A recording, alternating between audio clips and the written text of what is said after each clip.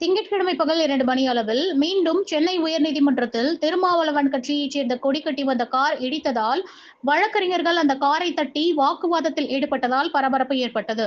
சென்னை உயர்நீதிமன்றத்தில் கடந்த சில நாட்களுக்கு முன்பு டெல்லியில் நீதிபதி தாக்கப்பட்டதை கண்டித்து விடுதலை சிறுத்தைகள் கட்சியின் சார்பாக ஆர்ப்பாட்டம் நடைபெற்றது.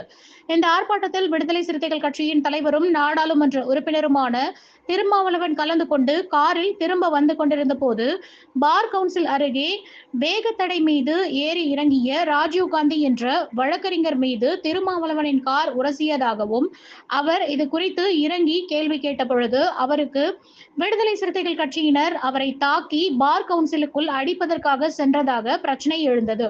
இந்நிலையில் வழக்கறிஞர்கள் ராஜீவ்காந்தி தாக்கப்பட்டதற்கு எஸ்பிளனேட் காவல் நிலையத்தில் வழக்கு பதிவு செய்யவில்லை எனவும், அவருக்கு எதிராக புகார் பெறப்பட்டதாகவும் தெரிவித்து நீதிமன்றத்தில் உள்ள 100க்கும் மேற்பட்ட வழக்கறிஞர்கள் ஆர்ப்பாட்டத்திற்கு ஆவின் பூத் அருகே கூடி நின்ற போது உயர்நீதிமன்ற வழக்கறிஞரும் விடுதலை சிறுத்தை கட்சியைச் சேர்ந்த பவுல் என்பவரின் கார் கொடியோடு அங்கு வந்த நிலையில் அங்கிருந்த வழக்கறிஞர்களின் மீது கார் உரசியுள்ளது. காரின் முன்பக்க பேனட்டை அங்கிருந்த வழக்கறிஞர்கள் தட்டியுள்ளனர். உடனடியாக அவர் வெளியே சென்று காரை நிறுத்தியுள்ளார். வெளியே ஆர்ப்பாட்டத்திற்கு வந்தவர்களில் ஒருவர் காரை அடிப்போம், உடைப்போம் என்று கத்தியதால் அங்கு பரபரப்பு ஏற்பட்டது. உடனடியாக அங்கு வந்த பூக்கடை துணை ஆணையர் வழக்கறிஞர்களிடம் சமரசம் செய்து அங்கு வந்த பவுலின் காரை பத்திரமாக அனுப்பி வைத்தனர். அதன் பிறகு ராஜீவ்காந்திக்கு ஆதரவாக வழக்கறிஞர்கள் ஆர்ப்பாட்டத்தில் ஈடுபட்டனர். இதனால் அப்பகுதியில் சாலை மறியல் நடந்ததால் போக்குவரத்து பாதிப்பு ஏற்பட்டது.